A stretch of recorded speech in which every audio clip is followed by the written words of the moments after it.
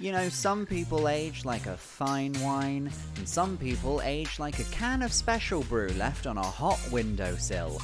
Whichever one you are, get ready to talk about those pesky little emotions of yours, because it's time for another episode of I've Had a Rosé, Let's Talk About Feelings. Please welcome your host, Sam Lake. It was me the whole time.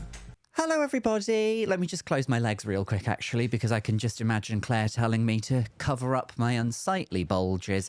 Welcome to another episode of I've Had a Rosé, Let's Talk About Feelings, the show where me and a wonderful, funny guest enjoy a beverage of their choice and talk about something they're passionate about and find out how it connects to their feelings. If you're watching on YouTube, a visual medium, you might think, oh, Sam must be interviewing a ghost today. No, it's another remote record, and I am joined by the rather wonderful Alex Mitchell. Hello, Alex. Hello. Thank you for having me. You are so welcome. We've, as far as I'm aware, we've not had the pleasure of gigging together. I don't think we've met before. No. No. Fun. It is nice, yes. It's nice, isn't it? So just so we can get to know each other, what is your full address and postcode? Well, I mean, because things are going so well for me, I have recently moved back in with my mum and dad. So that's where I'm at. Congratulations. Thank you so much. Thank you. That fridge must be so stocked. Yeah, I mean, that is the positive. The positive is, I'm raiding the cupboards. Yeah. I have seen portions of your work. You're, of course, on Britain's Got Talent. That's very cool. Very well done on that. Yes, thank you. Yeah, for my sins, I was on Britain's Got Talent, and it went all right, didn't it? It went okay in the end, and yeah, now I do. Very much seemed like it did. Yes. Yeah, it went okay in the end. Where is it you are based, Alex? I live in Leeds, up north. Leeds. Oh, I've always wanted to go to Leeds. Sounds like a lovely place. No, I haven't. Do you know what? I've actually been to Leeds once for a preview, and me and the 7 people who turned up really enjoyed it. It was very nice. Do you know what? I had my first ever Taco Bell in Leeds, and not many people can say that. Yeah, I had a panic attack in that Taco Bell quite recently, actually. I did, and it was awful. It was so like I rang my friend as well. It was the first time I'd ever been to Taco Bell as well, and I rang my friend and like hoping that she'd like calm me down. Obviously, she'd what anyone would do, and initially laughed at me, and then said, but why did it happen? And I said the saddest line I've ever said in my life, because she went, why did you have a panic attack in Taco Bell? And I went, because I didn't understand the etiquette. How bad's that? It's miserable, isn't it? So that's so bleak. Like, of course, because etiquette's French and you were in a Mexican restaurant. Yes, of course. It's a different language completely. Yeah. It confused me so much, and I panicked, and I had to leave. Like, did you even have any food? No, I ran in and out of the Taco Bell within moments. And see, that's the dark side of men's mental health. That's really we don't talk about enough, you know. You so rarely get to have a Crunchwrap Supreme. Oh, awful, isn't it? It's bleak. It needs to be talked about more. You know, I'm just bravely here flying the flag.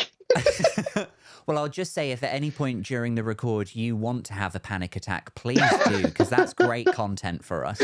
We love it when the guests cry. We love it when they get emotional. We love it when they say something like mildly offensive. It's all for the algorithm. So brilliant, if you could do all 4. Brilliant.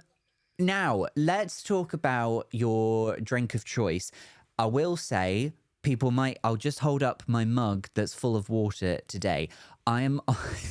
It's so hard to say this without sounding like Gail Platt off Coronation Street, but I'm on pills, for goodness sake. So I can't mix them with alcohol. It's nothing special. It's just anti-nausea medication. So I for a rare occasion where I can't participate in the guest drink, but I have had it before. And you've chosen a baby Guinness. Yes. Now, what is it about a baby Guinness that, tickles the pickle? So it's firstly, it's delicious. It's incredible. And also I feel like it's kind of what a fun nana would have to drink. Like that's the kind of, and sometimes I feel like that's the character I want to be. That's the character I want to play in life. Yeah. I want to be the fun nana. Yeah. And lovely. I only had one for the first time like this year, well, last year, 2024, pretty Right. recently. And it was like, I was like, I cannot believe I've lived this much of my life without knowing this exists. Like, it's it's incredible. It's amazing. And now there's a point in like every night out I'm on with my friends where we're drinking whatever we drink, like usually vodka, lime, and Yeah. soda. That kind of vibe is my thing. Classic. Yeah. Yeah, exactly. I'm a classy guy. And then there comes a point in the evening where we all look at each other, and then someone will say like, um, they won't say that. That's not okay. I don't surround myself with those ableist people. No, they don't do that. Terrible people. Don't do that. No, there'll be someone will look at you and be like, "Baby Guinness," and you'll be like, "This night is about to get good," because it's like it's delicious, isn't it? It's just the nicest. Very tasty. Yeah. Did they say it as cheekily as you just said it then, where they just sort of go, "Baby Guinness," like that? Yeah, I hang around with incredibly camp individuals. It's my crowd. Keep it's my it crowd. that way. Yeah. You've got to. Fun nanners love the camp man. Exactly. I think we're all sort of. I think, but we're all my entire circle of friends. We're all sort of fun nana vibe. Like one of my best friends who I go out with a lot in Leeds. She's now training to be an English teacher, which I think is the most fun nana thing you can do. Right, I think Probably. like being English literature teacher as well. So she just reads for a living, and she just talks about novels and novellas, and like that's the most nana thing you can do. Novels and novellas. I know wow. the big two. I'll be honest with you, I don't know what the second one means. It's a novella's like a novel, but like novel, it's got a little extra zhuzh. It's a little bit more special. It's got that fancy It's a little touch. bit more special. Yeah. I think the most fun nana thing you can do is pretend that your husband died in a kayaking accident and then hide him in the house and claim the insurance money. That is pretty fun nana, to be fair. I think it's fun nana. Because you have to respect the balls of that, don't you? You have to be like. Yeah. And also, like, because they were still, like, taking pictures with each other. That's how they got found out in the end. Oh, yeah. Yeah. Which is just like, I know he's supposed to be dead, but I love a little photo. I love a selfie. It's like, we're in Panama. We got to take some pictures, you know? People are going to want to see eventually. We got to keep the family album running. Like, it's so ballsy. You have to respect that. Like, I love it. I think that energy just comes with the sort of like not giving a fuck attitude of being a fun nana. Like who have you got left to impress? You've made it this far. Just do what you want. Yeah, exactly. And I love that energy. I love the confidence of it. And I think that's the character I wish to play. That's the character I want in my story. I see that. Unfortunately, the character in my story is often Panic Attack in a Taco Bell. That's sort of which is a completely other end of the spectrum. Like, I didn't know the spectrum went from fun nana to Taco Bell Panic Attack, but that is. They're pretty polar opposite. You're not going to find much further. They are. Yeah. They are. Is there anything else that you do to try and embody a fun nana? Oh, that's a great question. I just try and have that don't give a fuck attitude. It is the energy, it's the vibe. I enjoy it. Yeah. I will I like a dance. If I'm in a club and I'm not the kind of guy who's, I don't look like someone who'd be able to dance, and I can't dance, but I love just trying. And that's that's fun. Like that kind of vibe. At Christmas, you're having, you're having one too many of a sherry's or whatever. I love that. A sherry's fun nana. Yeah, sherry's fun nana. 100%. Yeah, 100% it is. Yeah. What kind of terrible I like at the minute The Traitors is on telly, and I feel like that's very fun nana because it's camp. I think fun nana is camp. And that show is so camp. So I will have a cocktail and watch The Traitors and just be like, I am living my life. Oh, and I love it. A cocky tea in The Traitors. Yes. Oh, lovely. It's so good. I think Linda is fun nana energy. 100%. I love that woman with all my heart. Yeah. I think she's like incredible. A daughter to me. Yeah. Who isn't coming back? Oh, I love her so much. Like, she's just so. No one has ever played a game so badly and come that close to winning. Like, she is just a legend. I know, and she's come that close because of the fun nana shield. Yeah, everyone just loves her. You don't come for the fun nana, because in the first series of The Traitors, there was, I've forgotten her name, but she was, and this is lovely, fun nana lesbian. Oh, Yeah. fun Nana Yes. I Les, know who just you having a mean. yeah. Yeah. And she was just, do you know what? She literally just all the time just going like, it's just so nice to be around people and just have a laugh. And She also, was I'm just a having a lovely lesbian. time. Yeah, she was. Yeah. The She rest of them were like was. panicking and stressing, and she was just like, "No, I'm just here for the vibes. I'm here I'm to." just here for the vibes. I Yeah. couldn't be a traitor. All those stairs, getting up that late. No, I couldn't do it. It's But a terrible. It's continental awful. breakfast, absolutely. Absolutely. Absolutely lovely. Yeah, fair enough. No, you know what Traitors is? Fun Nana energy. Gotta It give you is. that one. I can Yeah. picture you having your baby Guinness, Yeah. Oh, watching someone wonderful. heinously misspell Mina, and Oh my, just the spelling is incredible. How did we not even didn't talk about that first? It's I know? highlight of the show. It felt it. Sometimes it feels what's the word? It feels like it's done with malice. Oh yes, I hate you so much. The Yeah, guy who couldn't spell Nathan this year, but Nathan. Like, come on, Natha, that's a piss take. You must know how to spell Nather, Nathan. Natha. It's like Yeah, a verb. that's peak disrespect, isn't it? He was It like, really "I hate is. you so much, and I'm going to go with this, and I'm going to deliberately spell your name so fucking wrong, even though I Hmm. clearly know what it was." But that's also Fun Nana. That was an older guy, but that's Fun Nana, isn't it? Just the idea, Yeah, it's the confidence of it, the it ballsiness, just to is. be like, "Fuck you, I do I not can care."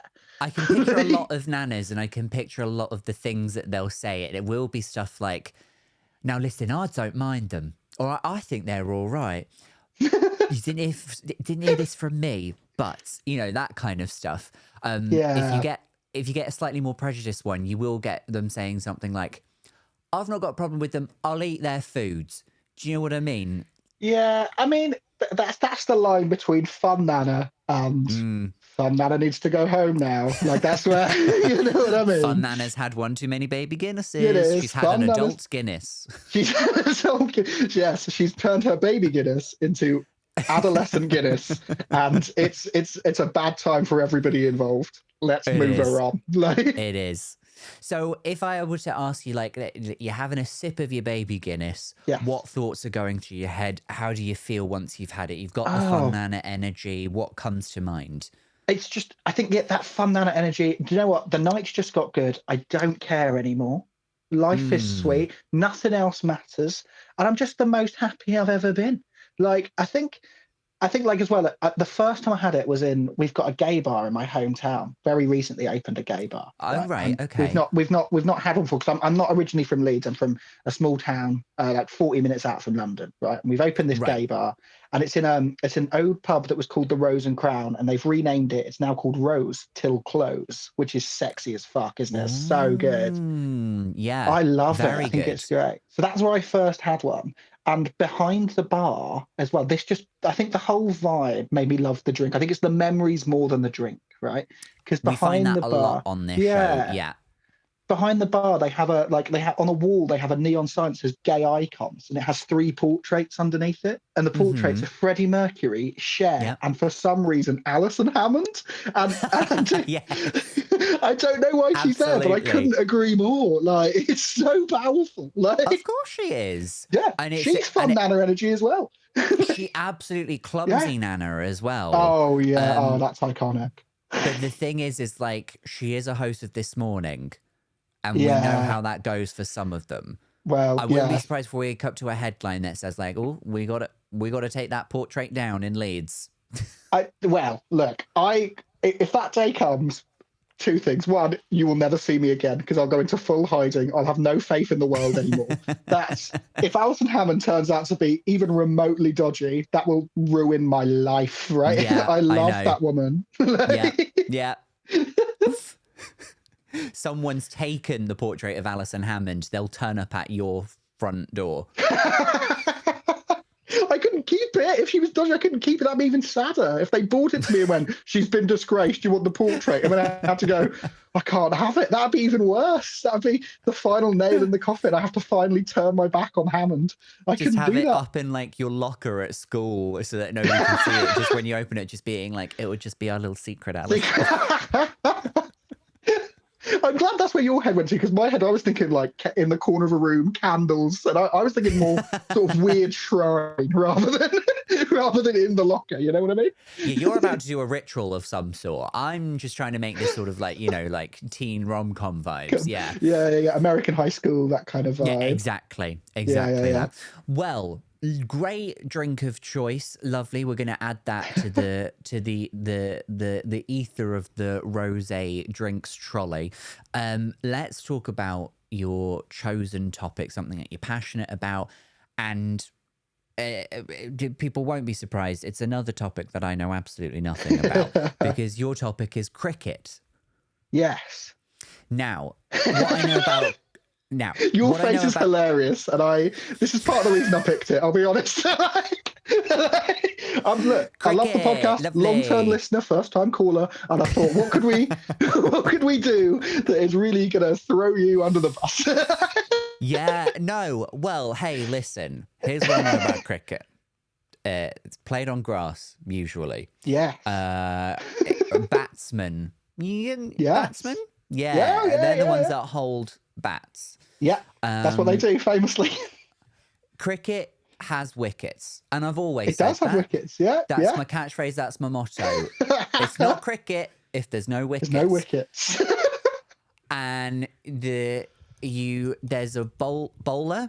There's a bowler, which is a terrible illness, and I hope they find a cure soon. They take the ball. They bowl the ball. It's a ball, and they do like a big like way. They really like it's a really cunty way of throwing the ball. And then it's fabulous, isn't it? It's very fabulous. And then they bat it, and the batsman is trying to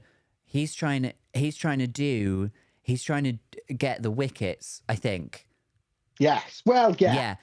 Sort of. And then he wants a six. He does want a six. They always want a six, famously. They always want a six. And so they do that, and then the team swap over. And then after the match is over, which I believe typically cricket matches take anywhere between 2 hours and 6.5 days. And then, pretty much, yeah. and then the winning team, because there's only 3 countries I'm aware of that play cricket, they get a really small trophy, a very small trophy. And it's like comically small given how many people are on a cricket team. Yes, it is ridiculously small. It is, yes. So I guess I do know a thing or two about cricket. I think it sounds very much like you're an expert on the topic. So I'm very much here to be educated, but let's start with sort of like the same sort of question I'll ask everybody, which is why did you want to talk about cricket? Why are you passionate about cricket? So, firstly, I love it. I absolutely love it. I think it's great. And secondly, I wanted to pick something that maybe people wouldn't expect from me, because I think it's quite different to the fun Nana vibe that I like to try and give off. And so I wanted to pick something that people would be like, oh, that's interesting. But I absolutely love it. I think there's something about, like, the biggest complaint about cricket is people are like, it's boring. And I just like, I don't think it's boring, but I also think even if you did find it remotely boring, there's comfort in the mundanity of cricket.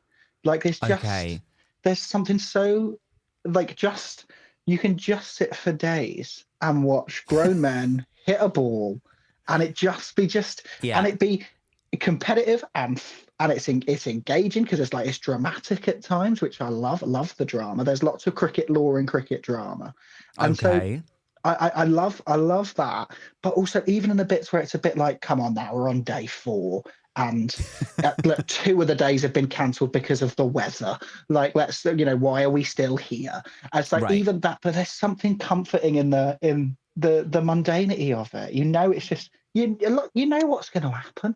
You know how it goes, but there's something very comforting in the fact that you can just switch off from the world and enjoy a lovely game of cricket. And I really do love it as well. Like, that's the crucial thing. Like, I'm aware that sometimes when I talk about things, it sounds like a piss take. And like, I do genuinely love cricket. I do. I love a lot of sport. Yeah. And like, football I love, rugby I love, but cricket is I really, really love cricket. And the way you describe cricket, I get the fun Nana vibe from the way you describe it. From like the mundanity of it all. I get that. Yeah. And I like the whole, look, when I'm watching cricket, it's very much like, I will watch cricket either on the telly or I'll go to a cricket match and I'll sit there. And again, it's just you sit in the stands in the sun. It's a summer sport. You're drinking, you're drinking whatever you choose to drink. A lot of these cricket grounds now, classy cricket grounds, you can get anything. I went to a cricket match recently. You could get almost pints of rosé. It was incredible. Right? Oh, Oh, it was very, very good. And so it's like you can, so you can just sit in the. It's just a lovely summer's day out, and I love it. And it's yes. just a complete switch off from everything else. And if you want it to be, it can turn into a piss up, which is incredible. Like that's Who whenever I doesn't love start that? anything. Yeah, whenever I start anything, in the back of my mind is always, I hope this turns into a piss up. That's always in the back of my mind. I really hope this jury duty turns into a piss up. Yeah. Yeah, why not? Why not? Hey, we've all come here. We've respected the judicial system. Let's go get a beer with the judge. You know what I mean? So I love that. I love things that are actually vehicles for doing other things. So I love the idea of cricket being a vehicle for actually just having a drink with friends or Yeah. people who enjoy the same things that you enjoy. I love the fact that you can get a pint of rosé. That sounds delightful. Yeah, it's good. Now, do you think describe to me sort of like your typical cricket fan? Because if you said to me like, oh, here's your typical football fan, an image comes to mind. But for cricket, I don't know if I could think of your typical cricket fan. Tennis, I could think of your average tennis fan. I think of your average football fan, your average rugby fan. But like cricket, I'm sort of like, I think it's what do they closer do? to your average tennis fan than your average football fan. I think Okay. that's how I Okay.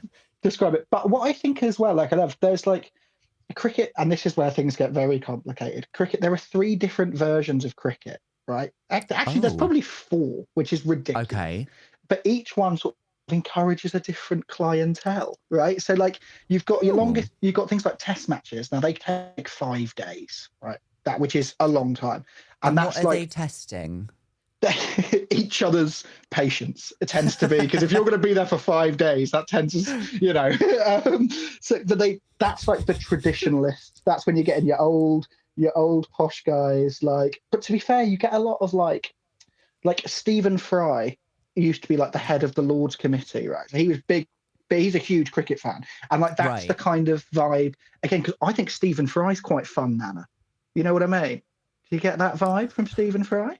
Yes, I feel like he's taken a turn in recent years. Yeah. There But was a like, time, yes, there was a time where he was fun Nana, and now I mm, think he's more on the disgraced uncle side.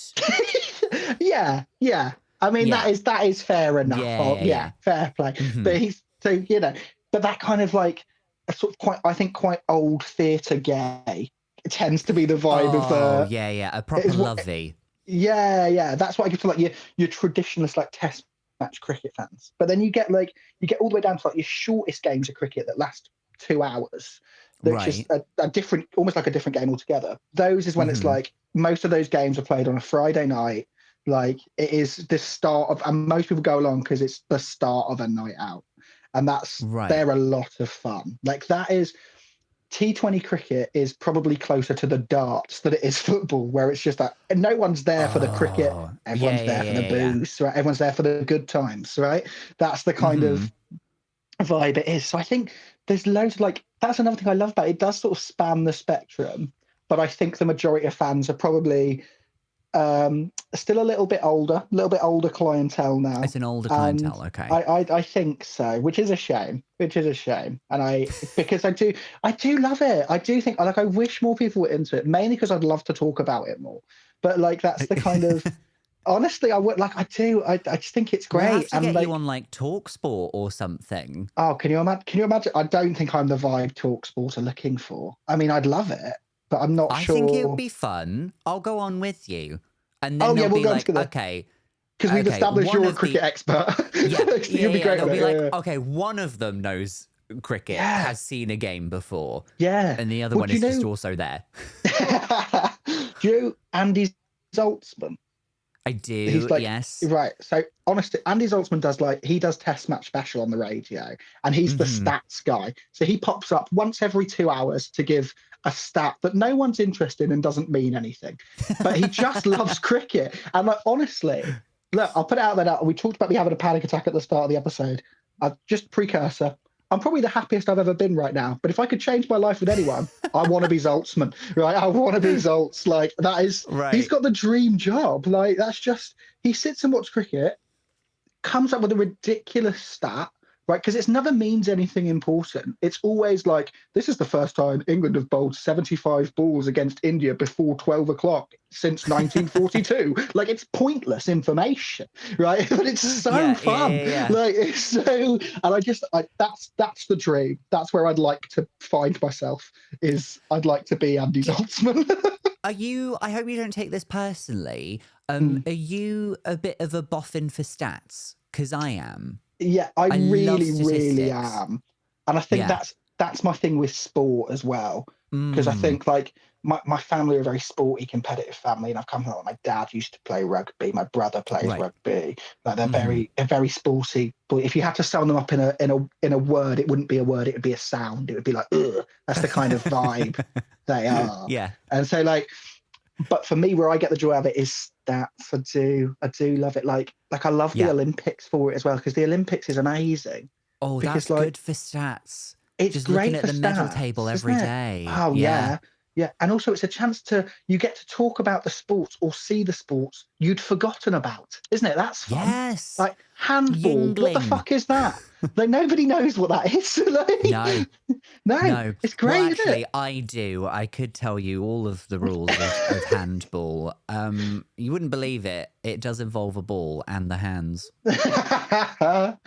Yet again, he strikes with his expertise. People just don't see it coming. They don't expect him to be a sports aficionado. No, but I feel like when you get into the stats of something, so when I do this, it's not usually for sport. It's usually for something a bit gayer, like Eurovision. But I'm preparing myself to have interesting stats and figures, to have a conversation about the thing that I like, knowing it's probably never going to come up in conversation. I'm preparing myself for a conversation that's never going to happen. So it's never going to come up in conversation that in the 80s, Morocco competed at Eurovision, but only the once, and they didn't do very well, so they never came back. But that's it. I love it. That's an incredible fact. I love that. I know. It's that's very so good. Yeah, I'm ready to go on Celebrity Pointless. Like, I'm just putting that out there. Yeah, go for it.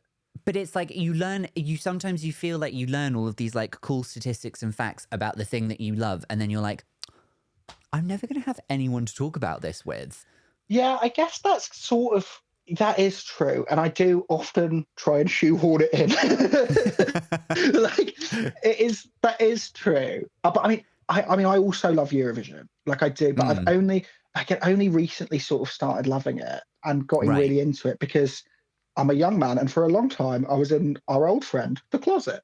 And so as soon as I came out, I was like, right, it's time to hit Eurovision hard. Like, that was the kind of like, But I tell you, like, it's not just stats. I love the characters as well. I think that's the same with sport. You get great characters who come out of it. Like, you get that was going to be one of my questions, is like, for you, who are sort of like the legends of cricket, because I only sort of am aware of Freddie Flintoff. Nice. Okay. Yeah. He's a man. He's a man who played cricket. That's pretty good. He sure did. And then Dave. We know Dave. Dave the cricketer. Yeah, Big Dave. Dave. There's Big Dave. Gower. David Gower. Yeah, Gower. Yeah, David Gower. Yeah. Who for you were sort of the legends of cricket then? So I get in terms of actual like the best players, like English cricket has had some great players. Like, at the minute we've got Joe Root. Joe Root's one of the greatest ever. You're saying Joe Root?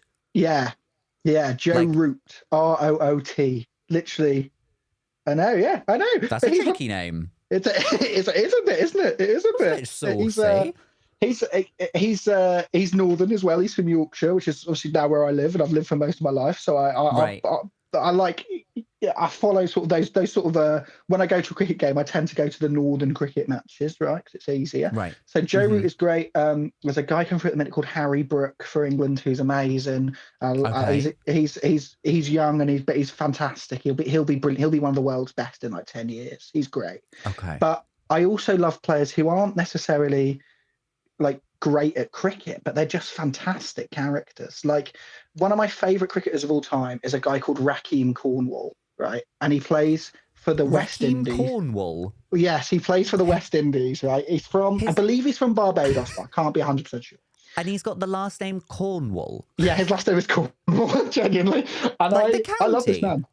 Yeah. Like exactly like the county.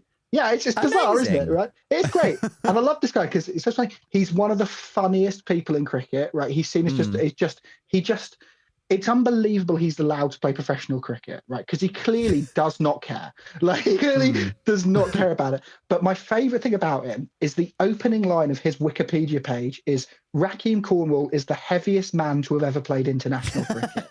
And that is amazing, isn't it? That's the best record. Like, that's so good, isn't it? Like, it just makes me so happy. And so he is technically the biggest cricket player. He's massive, yeah. If you're just measuring by volume. Yeah. And he is there's a great picture of him because like when you're doing the fielding, right? When you're trying to get the catches and stuff. I'm trying to sum this up in the easiest way possible. Just realised I'm being so patronising. When you've got hands, like I'm being so patronising. I don't mean to be. When you're doing a catch. When you're doing a catch, right? There's a thing where lots of cricketers that they'll wear hats, right? And if they put their hat on the ground, sometimes just it's easier to get around. But if the ball hits the hat, then the batter gets more points, right? Because it's like, oh, they obstructed the shot with their hat, right? So a lot of times, Rakeem Cornwall, because he's so big and can't run around and field very well, they just give him all the hats, right? So there's a great picture of him online where he's wearing about 7 hats, and it's just incredible. Like, it's ridiculous, but and because he's so big, he can't run around. So when he's hitting shots, he just has to smash it as far as he can with no technique or ability. Because if he hits it short, he's not going to be able to run between the wickets, bless him. Right. He can't do that. He's carrying too much timber. So he just slogs it whenever he can. And I assume he's not allowed like a golf cart and just sort of like drive back and forth. That would be an incredible addition, actually. That's how we've just worked our way out how to improve cricket.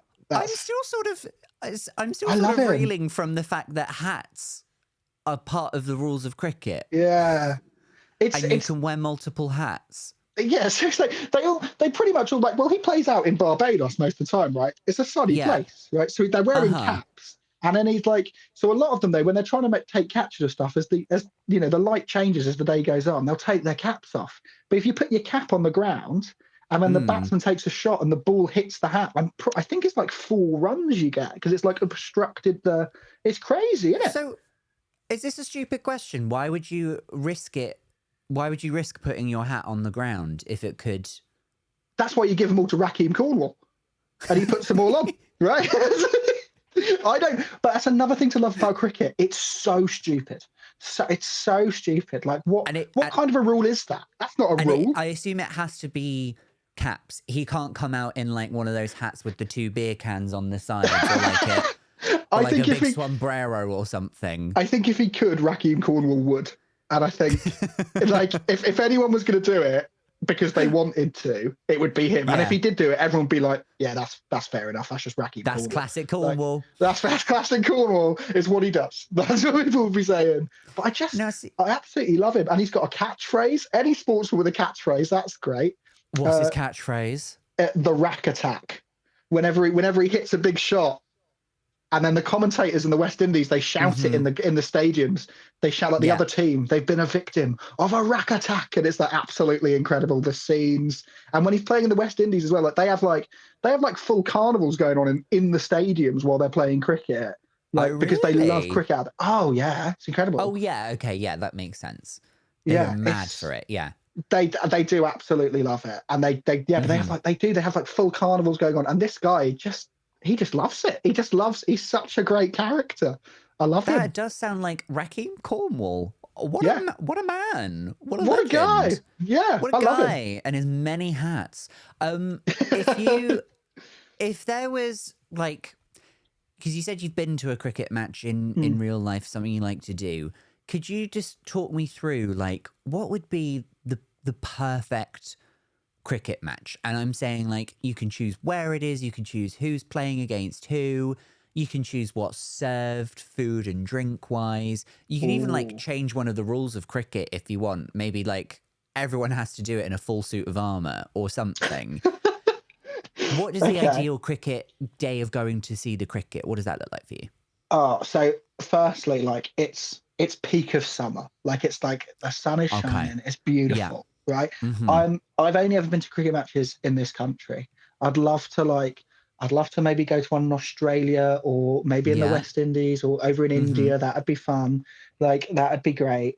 And it's like I'd like them all to wear sombreros and be Raheem Cornwall. That's I think like I what I when I like what I love about it is that it's an event, right? So like you go Mm. like I'd love to just you go for the day and like Yeah.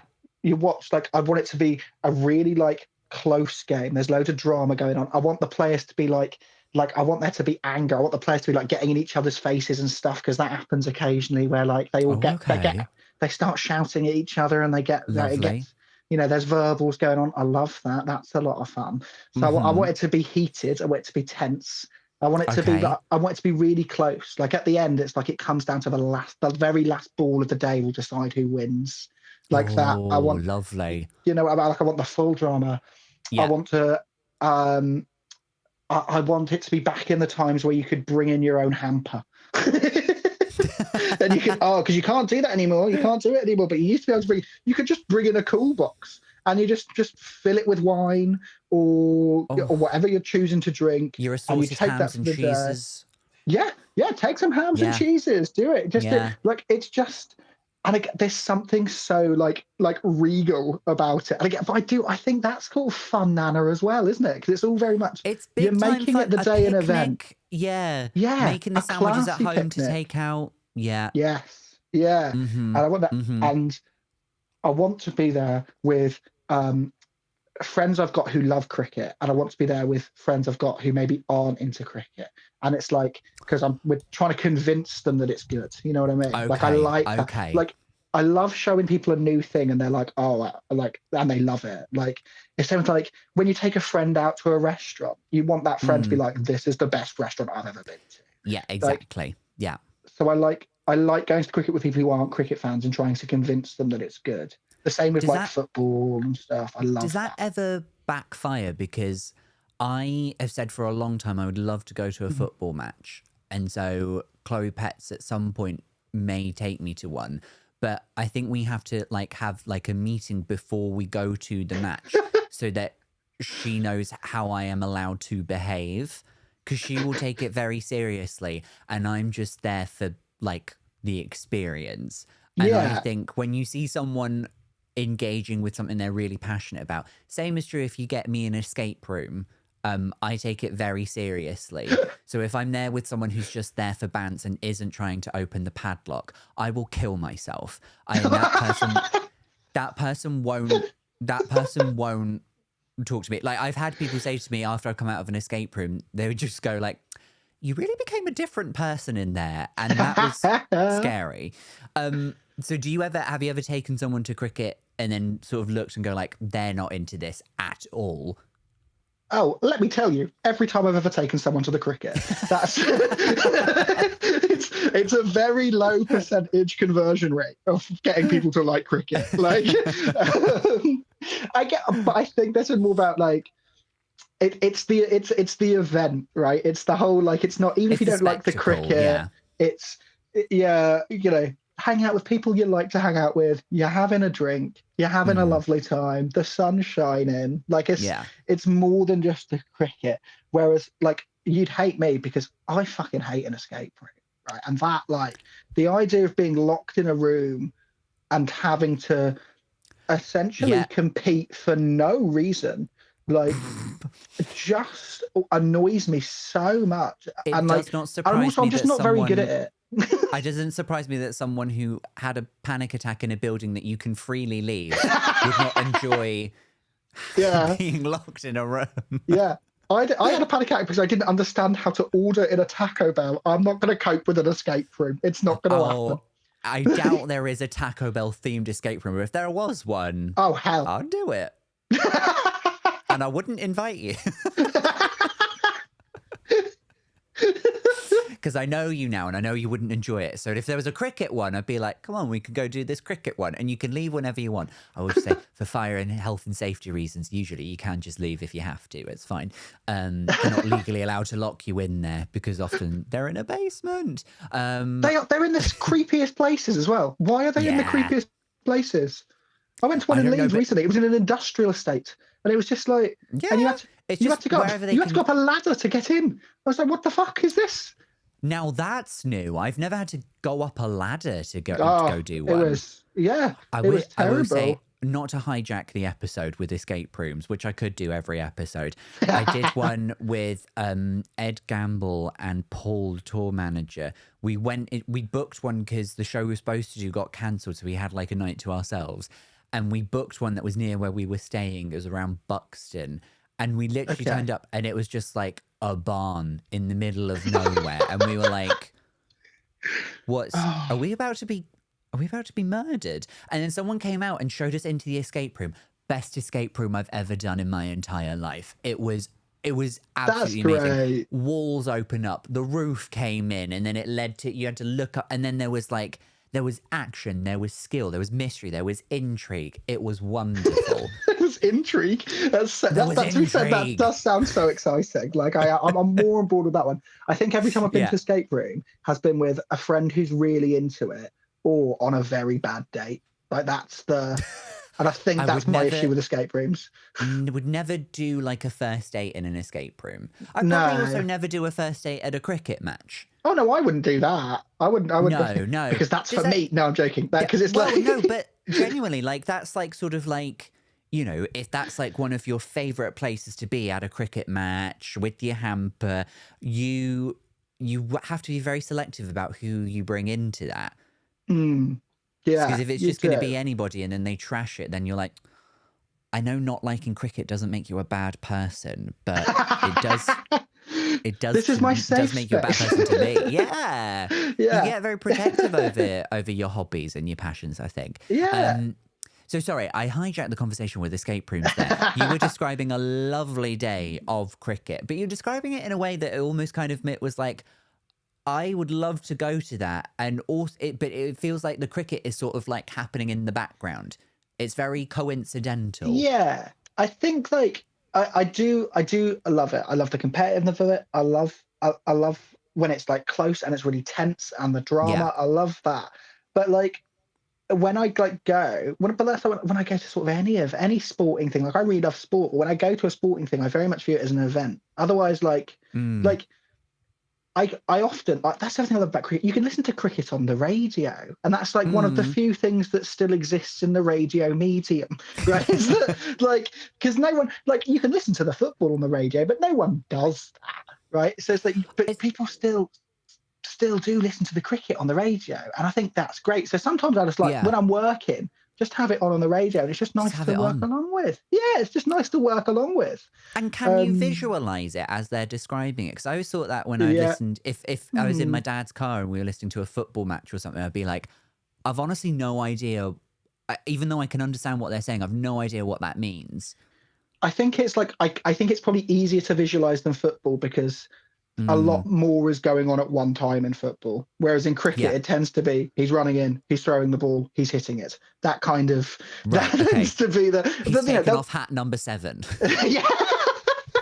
they'll like describe the shot and stuff, but also like the people they get are like very, very, very good at the descriptive side of it. Like I can't remember his name now, but there was a really old guy who did it for years, and he was famous for it because he was like, he talked very little about the cricket. He just described what else was going on. So he'd just talk about like pigeons landing on the pitch and stuff. But it was so lovely and relaxing. Like it's so. And how many points do you get if the ball hits the pigeon? You don't get points, but you get an incredible YouTube compilation. That is sometimes look, I've been down that rabbit hole. It's grim, but it's funny. Pigeons getting decked by cricket balls for 11 minutes straight. Yeah, That. pretty much. Yeah. Love that. We're nearly coming up to the end of the episode, but I do want to ask you about this because we're talking about sport, and we're both of a certain persuasion, if you know what I mean. yes, we are. Yeah, yes. We like the wicket sticky. Do you know what I'm saying? Because I don't actually know what that means. I'm sorry. Everyone. I don't know what that means either. But means. There is lots of cricket terminology that like your grandparents would use to describe a gay person. Like there is like he's definitely had it leg before wicket. Do you know what I mean? He's been round cow corner. Those kind of, you know what I mean? Like that kind of. He can take a rack attack, if you know what I'm saying. And it would be a pleasure.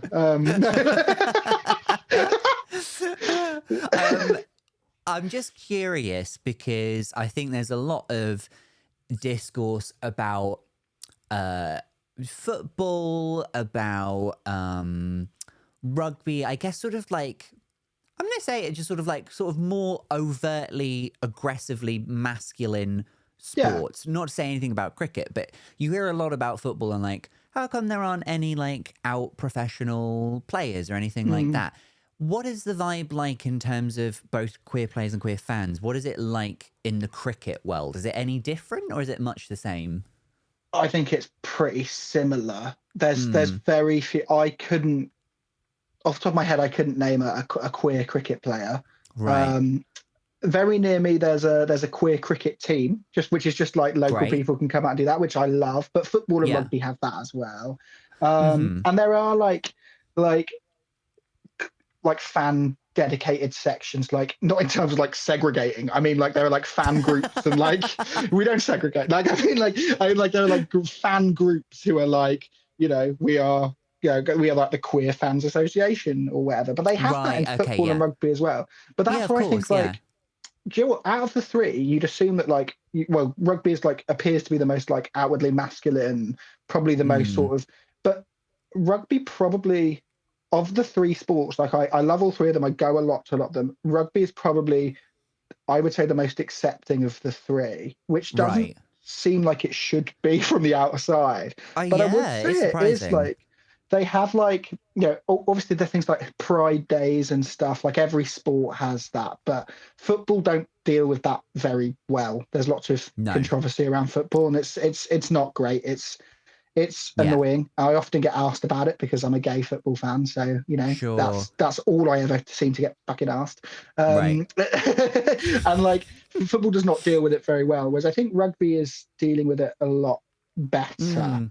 And cricket, I mean, I think cricket's better than football, but cricket's still got a lot of issues as well. There were some recent scandals around particular clubs around issues with racism and things that is just not, which is awful. And that's very then, like when you are a cricket fan, that could be like, that's just feels shit. You know what I mean? It's just like the thing you love is being tainted by people who are in control of the game or in control of clubs who are just hideous, horrible people. And that's can be quite, but again, I think that's the emotional connection with all sport is like, it can often feel like that a lot of the time. Like I love football as well. I'm a fan of, I'm a Cambridge United fan. We're a small team. Nobody really knows who we are. And it's like when things go well, that's great. But when things don't go well, and because we're a small club, it's more than just playing football. It's about the impact it has on the people who live there and the communities and stuff and the work you do outside of football. So it can be when things aren't going well, that can sort of hurt more. And that's what I found with cricket of late, with these sort of more recent scandals in the last couple of years, is that it's just, it just feels a bit shit, because it feels like you're just being let down by the thing you love, or the thing you love isn't isn't what it should be. You know what I mean? You want to think if you're a fan of it, then that means that should be enough, and then you will be welcomed in the same as any other fan of this thing. Exactly. And it should be everyone should feel welcome to it. It should be run in the right way, and it should be treated like properly. You know what I mean? And that's the thing, like I do love taking people along and hoping people enjoy it, because I love that as much as just going to the cricket. I love going with people and being like, that was good, wasn't it? You know what I mean? Like, I love Yeah. convincing people Yeah. of that. I really do like. Yeah. Yeah, it should be for everybody except Yeah. Tories and paedophiles. Except Yes. them, The as big two. usual. Well, the big, The big two, Tories, Now, paedophiles. listen, we could probably talk about cricket for, gosh, I don't know, at least 5 more minutes. But unfortunately, we are coming to the end of the episode. So it's time for our last little segment, Alex. This is called Quickfire Feelings. I've got Okay. 5 random things. I just want you to tell me how they make you feel. You can be as verbose or as succinct as you like, but just off the top of your head, how do these things make you feel? Are you ready? Okay. Yes, I'm ready. Okay. You said that with some determination. I've never been more ready for anything in my life. Okay. Lovely. How do you feel about dark chocolate? I like it in small doses, but not if it's sneaky. Like, if I'm expecting milk chocolate and I get dark chocolate, I'm not happy. That's not okay. Oh. Are people trying to sneak dark chocolate into you? No, but you know when, like, if there's an open packet of biscuits, like, okay, so again, this goes back into the, I live with my mum and dad. My mum, Right. she doesn't keep biscuits in the packet. She puts them in a lovely little jar, right? Okay. And so Love a jar. if there's a dark chocolate digestive in there, but she's got rid of the packet, I'm thinking, oh, what a lovely milky treat. And I eat it and it's dark chocolate. I've been tricked. And I don't like that. That is nasty.